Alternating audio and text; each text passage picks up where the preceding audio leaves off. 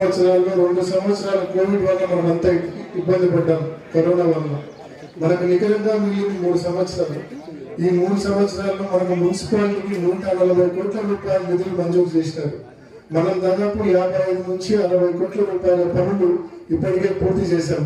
ఇంకా దాదాపు ఒక 80 కోట్ల రూపాయల పనులు చేయవలసి ఉంది.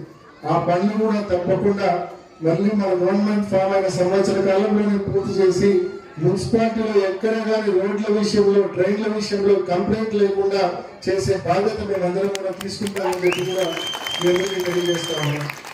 ముఖ్యంగా మీరందరూ ఒకసారి ఆలోచించండి.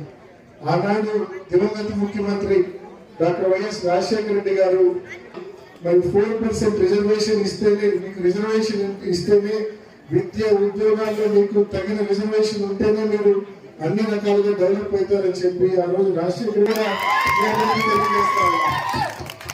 అదేవిధంగా ఒక్కసారి మీరు ఆలోచించండి, చూడండి.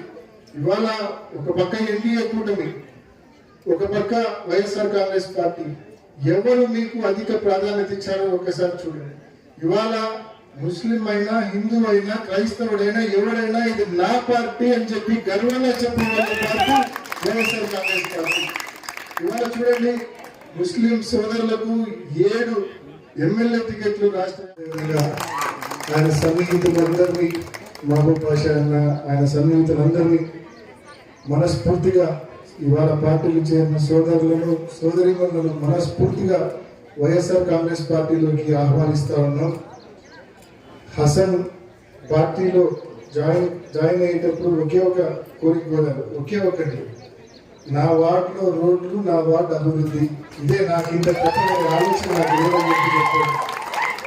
తప్పకుండా అంత కమిటెడ్గా ఉన్న హసన్ను తప్పకుండా ఎంకరేజ్ చేస్తాము. వార్డ్ డెవలప్మెంట్ విషయంలో తప్పకుండా ఆయన ఆలోచనలకు తగ్గట్టు రోడ్ల విషయంలో, డ్రైన్ల విషయంలో తప్పకుండా సహకరించి ఈ వార్డు డెవలప్మెంట్ విషయంలో ముందుకు తీసుకెళ్తామని చెప్పి కూడా మీ అందరికీ తెలియజేస్తా ఉన్నాం.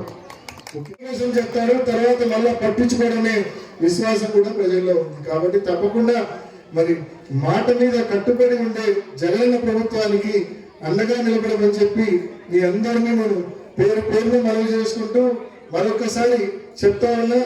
మరి మన కౌన్సిలర్ హసన్ కోరిక మేరకు మీ అందరికీ తప్పకుండా రోడ్ల విషయంలో, ట్రైన్ల విషయంలో తప్పకుండా అభివృద్ధి పదంలో ఈ వాటిని ముందుకు తీసుకెళ్తామని చెప్పి కూడా పేరున మీ అందరికీ తెలియజేస్తూ, అదేవిధంగా హసన్ ను, అదేవిధంగా మన కంటెస్ట్ చేసిన కౌన్సిలర్ ని కంటెస్ట్ చేసిన షఫీని ఇద్దరు కూడా కలిసికట్టుగా పనిచేసి వార్డులో వైఎస్ఆర్ కాంగ్రెస్ పార్టీని మరి అత్యధిక మెజార్టీతో ఇద్దరు కలిసి పనిచేసి మెజార్టీ తీసుకొచ్చే దిశగా పనిచేయమని పేరున మీ ఇద్దరిని కూడా, ఇక్కడున్న మీ అందరినీ కూడా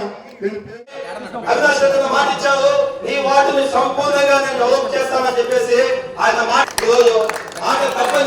ఉందంటే అది వైఎస్ఆర్ వంశమని కూడా నేను మీకు గుర్తు చేసుకుంటూ, వాళ్ళు మాట ఇచ్చారు, మా వార్డు డెవలప్ చేస్తారు, అందుకని నేను తీసుకున్నా కూడా నా ప్రజలకు నేను చెప్పుకుంటున్నాను. ఈ రోజు బద్వేల్లో ఒక గొప్ప చెప్తున్న విషయం ఏంటంటే సెంచరీ ఫ్యాక్టరీ వచ్చింది, ఏర్పాటు చేశారు, యువతకు మంచి భరోసా ఇచ్చారు. ఈ రోజు బద్వేల్ మున్సిపాలిటీలో 55 కోట్లకు పైగా సిసి రోడ్ల పనులు జరిగాయంటే మునుపెప్పుడు జరిగిన విధంగా ఈ ప్రభుత్వంలో జరిగాయి. 130 కోట్ల రూపాయల నిధులు రాష్ట్ర వ్యాప్తంగా ఎక్కడ కూడా ఏ నియోజకవర్గంలో ఇవ్వలేదు. మా నియోజకవర్గానికి జగనన్న అభిమానులు వచ్చారంటే అది అత్యవశక్తి కాదని కూడా నేను చెప్పుకుంటున్నాను.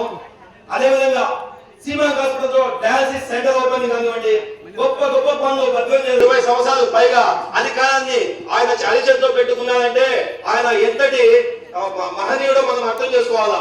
ఆయన హేమాహేమీల వద్దన నాకు కూడా అభివృద్ధిలో ఇంత చిన్నటి అవకాశం కల్పించడం నాకు ఒక గొప్ప విషయము.